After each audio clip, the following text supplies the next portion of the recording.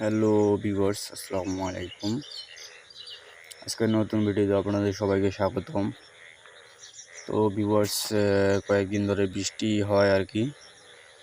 মনে করেন যে আমাদের এদিকে একটা গ্রাম আর কি নদীর এলাকায় বসবাস করে, সেই এলাকায় গ্রামটা আর কি তলিয়ে গেছে। আপনারা দেখলে বুঝবেন যে এই গ্রামটার অবস্থাটা কী হয়েছে। তো আমরা সেই গ্রামের সাইড রাস্তার দিকে বলে আসতেছি। তো এই যে দেখেন অবস্থা, নদীর পানি মনে হচ্ছে কি যেন একটা ভেসে যাচ্ছে এই যে নদীর মধ্যে। তো বর্ষার পানি কিন্তু থই থই অবস্থা, এটা কিন্তু আমাদের ব্রিজের এইদিকে বর্তমান।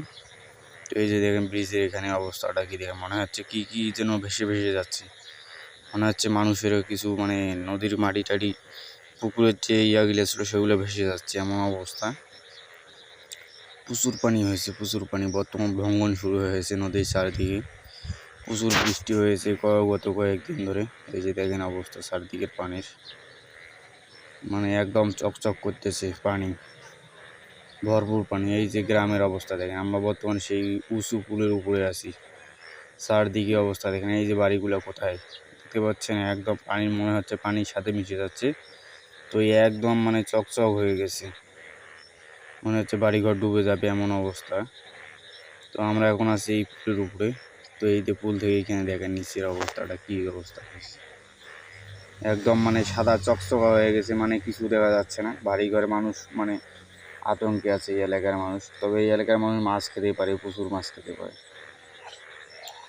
আমরা আছি যে পুলের উপরে, একটু দেখার জন্য যে গ্রামের একটা অবস্থা। তো ভিতরে ঢোকার কোনো কন্ডিশন নাই, যা রাস্তাঘাট নাকি ভেঙে গেছে। আমরা এখান থেকে একটু ভিডিও করে আমরা চলে যাচ্ছি। তো এই যে দেখেন আমার দুই বান্ধবরা এখানে আমার সাথে আসছে, তারাও একটু এনজয় করতেছে আর কি। কারো পৌষ মাস, কারো সর্বনাশ। দেখেন এখানে দেখলে বুঝবেন, এই যে দেখেন ছবি তোলা নিয়ে ব্যস্ত। আর এই দিকে দেখেন অবস্থা, কন্ডিশনটা দেখেন পানির, পানির বেগও কিন্তু প্রচুর বেগে, মানে সেই স্পিডে আসতেছে পানি। গ্রামটা মানে একদম তলিয়ে গেছে। তবে পানি না হলে আবার আগের মতো ঠিক হয়ে যাবে, দেখবেন যে তেমন কোনো সমস্যা নাই, সে আগের মতোই ঠিক হয়ে যাবে।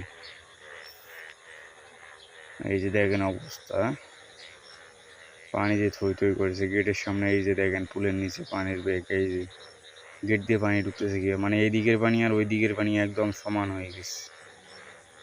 এই গেটের সামনে কিন্তু গত কয়েকদিন ধরে এখানে মনে করেন মানুষ বাদাম চাষ করে বাদাম তুলতেছিল, এমন অবস্থা বাদাম তুলতেছে কেউ। কিন্তু বর্তমানে অবস্থা মানুষের বাদাম তোলাই গেছে, একদম বাদাম তুলতেও পারেনি আর। তো এই যে দেখেন এখানে কী অবস্থাটা, পুলের নিচের এদিকের পানি আর এদিকের পানি, সামনের পিছনে পানি সমান সমান আছে। মানুষ জাল বসাইছে এখানে, জাল মাছ ঝাপার পর জালে উঠে বসে থাকে, পড়ে যাবে, জাল নামতে পারবে না। তো ভিউয়ার্স, এই হচ্ছে অবস্থা, বৃষ্টি চারদিকে থই থই অবস্থা, আমার গ্রামটা তলিয়ে গেছে। সবাই ভালো থাকবেন, আর এখনও যারা চ্যানেলটি সাবস্ক্রাইব করে নিতে সাবস্ক্রাইব করে দেবেন। আসসালামু আলাইকুম।